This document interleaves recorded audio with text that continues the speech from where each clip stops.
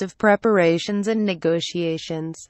Vietnam's accession to the World Trade Organization was completed in 2007, marking a turning point in the country's international economic integration. Vietnam's economy grows 6% per year. Trade liberalization and open-door policies under WTO agreements have coincided with the rapid expansion of Vietnam's economy over the past 10 years. Despite the global economic crisis, Vietnam's gross domestic product (GDP) has grown on average by 6% per year, according to data from the World Bank, but still lower than the average of 7.12% posted from 2001 to 2006 before becoming a part of the WTO. The government sustained such high growth in part through fiscal expansion, spending at least a third of the total state budget over the period. This is higher than other regional countries, leaving Vietnam behind its peers in the race for sustainable growth.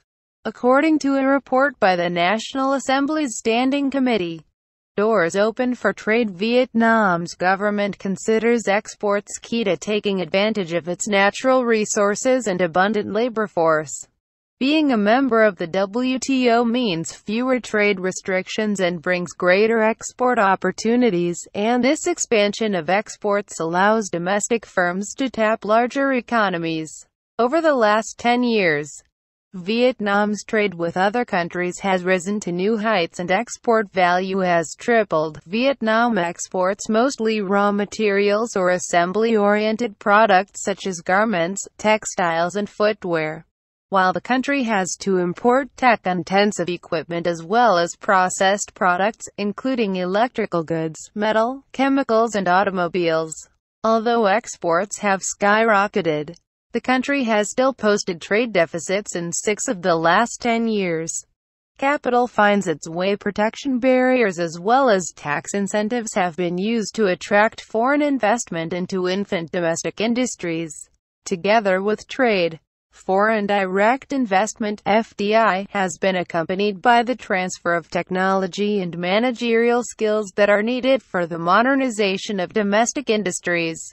Total direct capital flowing into Vietnam rose by 30% in the 10 years, half of which touched down in low value-added and labor-intensive manufacturing-related sectors. Vietnamese productivity has risen in the last decade, but the country still lags behind its Asian neighbors in this respect. Analysts warned that reliance on FDI could lead Vietnam straight into the middle-income trap since the FDI sector is notorious for tax dodging and price transferring, and most recently, the environmental disaster caused by Taiwanese steel firm Formosa. At the same time, in this era of globalization, Vietnamese firms have also been finding their way overseas. Other than traditional markets like Cambodia and Laos, Vietnamese firms have started to try their luck in further afield in markets such as Germany, Russia and the US. Deeper integration. A challenge for financial sector. During the integration process, the banking sector has been heavily influenced by the international financial market in terms of exchange rates, interest rates and foreign currency reserves, while trying to meet international obligations and commitments. The bad debt ratio has had its ups and downs over the decade, raising concerns over credit quality as well as the sustainability of the banking system in Vietnam. Toxic debts are somehow holding back the country's banking system, said Moody's in its latest assessment of Vietnam's banking system. The recent application of Basel II, the second international banking regulatory in accordance with the Basel Accords standards set by the Basel Committee on Banking Supervision, is another challenge for local banks. However, it may push Vietnam's banking system one step closer to international practices. Competition will probably become much stronger when foreign banks expand their operations in the Vietnamese market, said Trong Den Thuyen, former Minister of Trade at a government meeting on WTO back in 2011. As part of the globalization process, More room for foreign investors has been created in accordance with a decree issued in mid-2015, which led to an increase in foreign traders on the local securities market. By the end of 2015, there were 18,607 foreign investors, marking a jump of 65% compared to 2008, data from the Vietnam Securities Depository showed. But analysts worry if the securities market becomes too dependent on the foreign sector, there could be another financial crisis like that of 1998.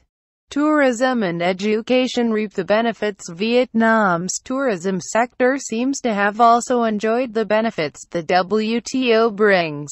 From a revenue of $2.5 million in 2007, the tourism sector cashed in over $15 million in 2015. That figure is expected to reach $18 million this year. Education has also gained from the trade agreement. Vietnamese students have found it easier to fulfill their thirst for knowledge overseas. The number of Vietnamese students in the U.S. has nearly doubled compared to 2007. According to the latest report from the Institute of International Education. Subscribers, like and share channel Radio Viet Tube. Thank you very much.